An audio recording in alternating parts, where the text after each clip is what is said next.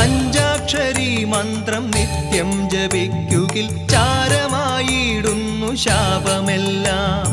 സർവാഭീഷ്ടങ്ങളും വന്നു ചേർന്നിടുന്നു, സംശയം കൂടാതെ പൂജ ചെയ്യൂ. ഹര ഹര ശങ്കര ശിവ ശിവ ശങ്കര, ദുരിതമകറ്റുന്ന വിശ്വനാഥ. മൃത്യുഭയത്തെ അകറ്റിയിടണേ, എന്റെ മൃത്യുഞ്ജയേശ്വര കൈതൊഴുന്നേ.